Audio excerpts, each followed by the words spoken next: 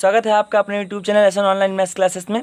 आज हम आपको पॉलीटेक्निक थर्ड सेमेस्टर या क्लास 12th की गणित स्टार्ट करेंगे और आपको बताएंगे जो आपका पहला चैप्टर है आव्यूह के बारे में आपको बताएंगे कि आव्यूह होता क्या है और कितने इसके प्रकार हैं।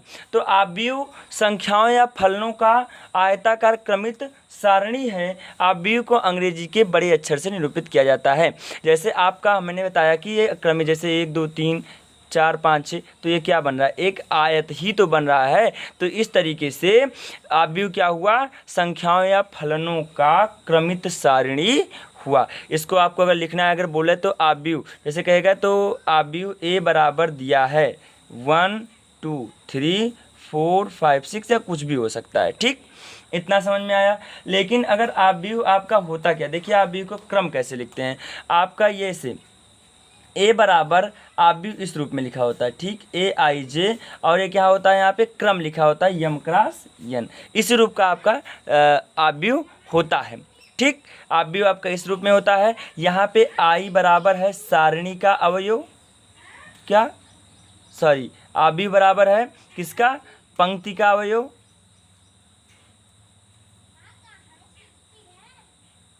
और जे बराबर है स्तंभ का अवयव। ठीक, स्तंभ का अवयव। अभी आप समझे नहीं होंगे स्तंभ और पंक्ति किसे कहते हैं, तो आइए इस पर चर्चा कर लेते हैं कि स्तंभ क्या है और पंक्ति क्या है। देखिए, जैसे इसमें आपको इस रूप में जो लिखा होगा वो क्या होगा, आपका रो होगी, जिसको आप क्या कहते हैं, पंक्ति कहते हैं। क्या कहते हैं, पंक्ति कहते हैं। और आपका जैसे आव्यूह ये हो गया, सॉरी आव्यूह ऐसा हो गया, इस आव्यूह में जो इस रूप में लिखे होते हैं उन्हें स्तंभ कहते हैं। यानी कि इसमें ये पंक्ति हो गई, ये पंक्ति हो गई, यानी कि रो हो गया ये दोनों, और ये हो गए कॉलम। ठीक, इसे पंक्ति कहते हैं, इसे आव्यूह कहते हैं। That clear. अब बात आती है आपके पंक्ति के अवयव और स्तंभ के अवयव। अब देखिए आव्यूह किस रूप में लिखा जाता है, थोड़ा बोर्ड इधर कर लेते हैं फिर आपको बताते हैं। आव्यूह होता है आपका जैसे A11 A12 A13 A21 A22 A23, फिर इस तरीके से आपका होगा A31 A32 A33। ठीक, इस तरीके से आपका सारणिक होता है, इस तरीके से आपका आव्यूह होता है। A11 मैंने कहा कि आई क्या होता है, आई क्या होता है, पंक्ति का अवयव। ठीक, तो आई यहाँ पे क्या है, A11 इक्वल टू यहाँ पे ए आई जे से अगर तुलना करा दी जाए तो आई बराबर हो गया 1 और जे बराबर हो गया 1। इतना समझ में आया। अब इसके आगे हम आपको कैसे बताएंगे उसको देखिए। अब आप देखिए कि आव्यूहों का क्रम कैसे होता है। क्या होता है कि आव्यूहों का क्रम कैसे होता है। आपको कोई बोल दे कि आप 3x3 का कोई एक आव्यूह लिखिए, क्या बोल दे कि 3x3 का कोई आप एक आव्यूह लिखिए, तो ये होता है पंक्ति की संख्या। क्या होता है, पंक्ति की संख्या। और ये क्या होती है, स्तंभ की संख्या। यही तो होता है ना, ये होता है आपका पंक्ति की संख्या, ये होती है स्तंभ की संख्या।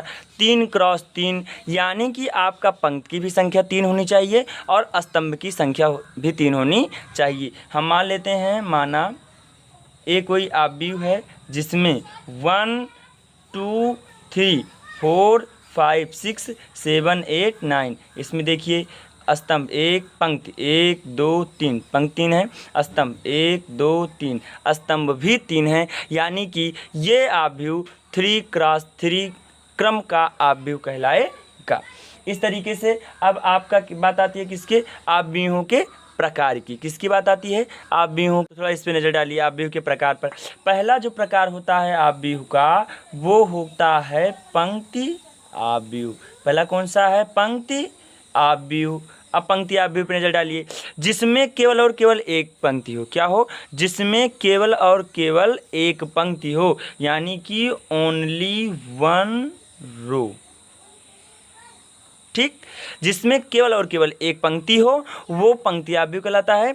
इसमें स्तंभों की संख्या अधिक हो सकती है। जैसे आपको कोई एक आव्यूह ए है, उसमें लिखा है 1 2 3, ठीक, इसमें देखिए पंक्ति केवल एक है 1 2 3, लेकिन स्तंभ 1 2 3। इसमें यानी कि पंक्ति एक है लेकिन स्तंभों की संख्या पंक्ति से ज़्यादा है, यानी कि पूरा कंडीशन पंक्ति आव्यूह का लागू हो रहा है, इसलिए यह एक पंक्ति आव्यूह होगा।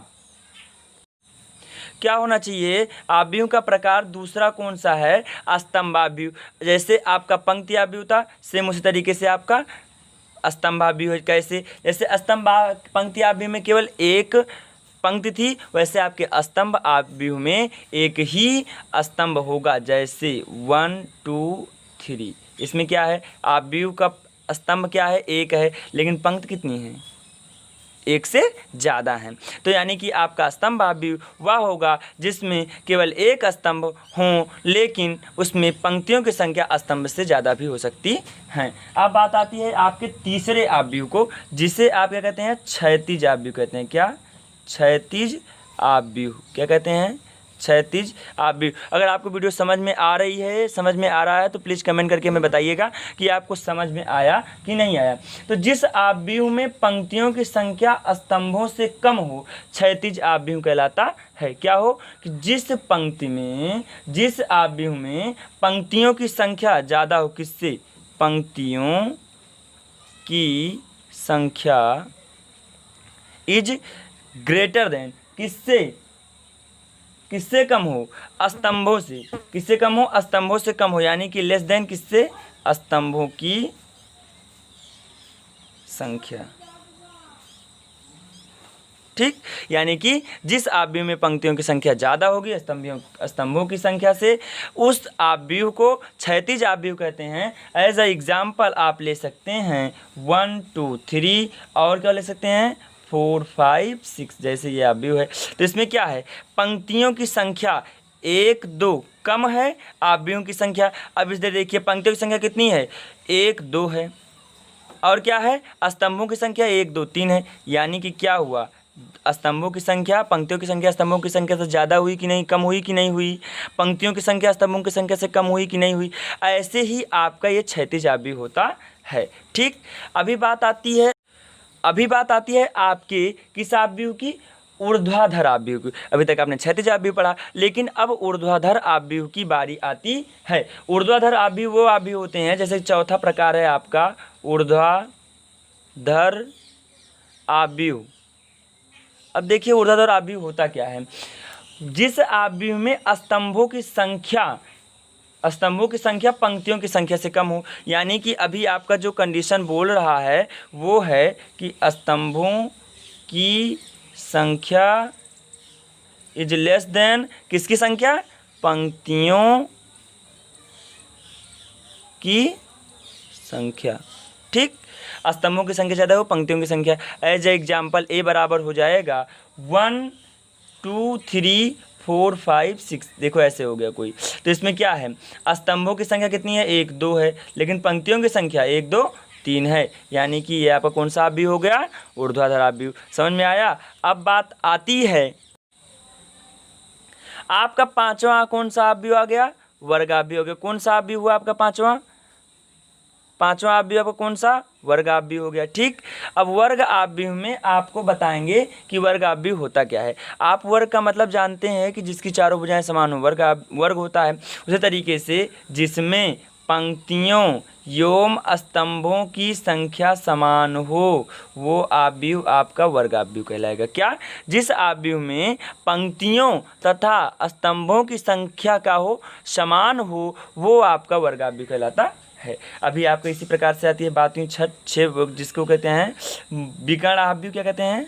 विकर्ण आव्यूह। क्या कहते हैं? विकर्ण आव्यूह। अब विकर्ण आव्यूह समझिए होता क्या है।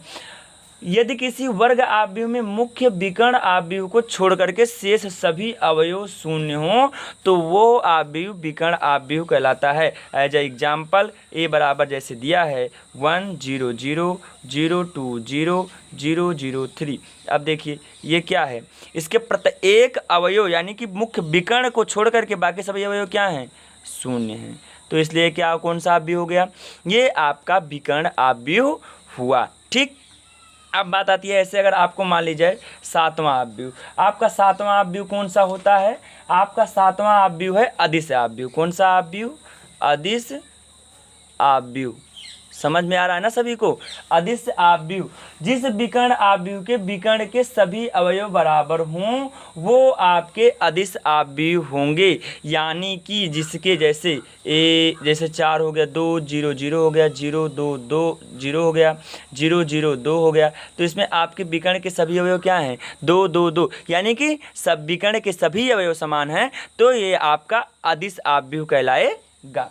इसी तरीके से अगर आपके 8वें आव्यूह की बात करें, जिसे आप इकाई या तत्समक आव्यूह कहते हैं, क्या इकाई या तत्समक आव्यूह कहते हैं, उस आव्यूह की चर्चा करें तो इसमें होता क्या है कि केवल जो विकर्ण हो, जो मुख्य विकर्ण हो, वो अवयव एक एक हों, बाकी सभी शून्य हों, तो इस प्रकार के आव्यूह इकाई या तत्समक आव्यूह होते हैं। इन्हें आई से प्रदर्शित करते हैं, यानी कि जहाँ भी आई लिखा हो, आप समझे कौन सा आव्यूह लिखा है? या तो लिखा है 1 0 0 1 और या तो लिखा है आई बराबर 1 0 0 0 1 0 0 0 1। समझ में आया? या तो आपका लिखा है 1 0 0 1, यानी कि विकर्ण देखिए 1 1 है, या तो आपका ये विकर्ण है, ठीक, ये विकर्ण है। अब आपको समझ में आया इकाई या वर्ग आव्यूह, समझ में आया इकाई या वर्ग आव्यूह। अब देखिए आपका जो बात आती है 9वां आव्यूह, जिसे आप शून्य या रिक्त आव्यूह कहते हैं, शून्य या रिक्त आव्यूह कहते हैं। कौन सा आव्यूह? शून्य या रिक्त आव्यूह। अब इसको देखिए होता क्या है, यहाँ पढ़िए। शून्य आव्यूह होता क्या है आपका? ठीक, शून्य आव्यूह वो आव्यूह होते हैं जिनमें क्या हो कि प्रत्येक अवयव शून्य हूँ, जिनके प्रत्येक अवयव शून्य हो, जैसे a बराबर 0 0 0 0 0 0 0 0 0, या आपका 0 0 0 0। ठीक, अब बात आती है आपकी किसकी? त्रिभुजीय आव्यूह। अब किसकी बात आती है? 10वां प्रकार किसका है आपका? त्रिभुजीय आव्यूह। कौन से आव्यूह की? त्रिभुजीय आव्यूह। त्रिभुजीय आव्यूह पे थोड़ा सा नजर डाल लीजिए। त्रिभुजीय आव्यूह एकदम सरल आव्यूह है। वे आव्यूह जिनके ऊपर या नीचे के अवयव शून्य हो, सिर्फ ऊपर या नीचे किसी एक का, दोनों का शून्य हो जाएगा तो आपका ये विकर्ण आव्यूह हो जाएगा। ठीक, जैसे अभी आप देखिए, जिनके ऊपर या नीचे के आव्यूह के अवयव शून्य हों वे आव्यूह त्रिभुजीय आव्यूह कहलाते हैं। जैसे अभी आपको एक छोटा सा एग्जाम्पल से माध्यम समझाएंगे, आपको पूरा अच्छे तरीके से समझ में आ जाएगा। जैसे 1 2 3 हो गया, ठीक, 4 5 हो गया। अब देखिए इसमें होता क्या है कि आपका ये अवयव भी शून्य, ठीक, ये अवयव भी शून्य, ये अवयव भी शून्य, और यहाँ पे 1 है। तो इस प्रकार से देखो एक त्रिभुज बन रहा है कि नहीं बन रहा है? त्रिभुज बन रहा है ना, तो इसलिए ये त्रिभुजीय आव्यूह हो जाता है। लेकिन अगर आपकी त्रिभुजीय आव्यूह की बात करें तो ये कितने प्रकार का होता है? 2 प्रकार का होता है। कौन कौन सा? एक तो आपका अगर ऊपर के नीचे के सभी अवयव शून्य तो आपका उच्च आव्यूह, उच्च त्रिभुजीय आव्यूह। अगर नीचे के सभी अवयव शून्य तो आपका क्या हो जाएगा? ऊपर के सभी अवयव शून्य क्या हो जाएगा? निम्न त्रिभुजीय आव्यूह। क्या हो जाएगा? निम्न त्रिभुजीय आव्यूह। लेकिन अगर आपका नीचे के सभी अवयव शून्य हो जाते हैं तो आपका उच्च त्रिभुजीय आव्यूह बनेगा। जैसे कि अभी एग्जाम्पल के माध्यम से आप समझ सकते हैं, इसमें कि ये अवयव शून्य हो और यहाँ पर कुछ दूसरा हो, यानी कि इसको हटाइए। यहाँ देखिए इसका भी अवयव शून्य, इसका भी अवयव शून्य, यहाँ 1, यहाँ हो जाए 0 2 3, यहाँ पे हो जाए 1 2 3। तो इस तरीके से जो ये आव्यूह बना, ये उच्च आव्यूह, ये निम्न आव्यूह और ये उच्च आव्यूह बना। ठीक, अब बात आती है आपके समान आव्यूह की। किसकी बात आती है? समान आव्यूह। लेकिन आव्यूह आपका समान कब होगा? 2 कंडीशन है, या तो उनके क्रम भी समान होना चाहिए। समान आव्यूह तब कहेंगे जब क्रम समान हो और इसके बाद उनके संगत अवयव समान हों। कौन से? संगत अवयव समान हों। जैसे आपका ए हो गया 0, जैसे 1 2 3 4 हो गया। क्रम कितना है? 2 क्रॉस 2, यानी कि 2 पंक्ति और 2 आव्यूह, 2 स्तंभ। इस तरीके से अगर आपका B 1 2 3 4 है तभी आपका A बराबर B होगा, अन्यथा की कंडीशन में आपका A बराबर B नहीं होगा। लेकिन इसके बाद के आव्यूह की बात करें, इस तरीके से आपके सारे आव्यूह खत्म होते हैं।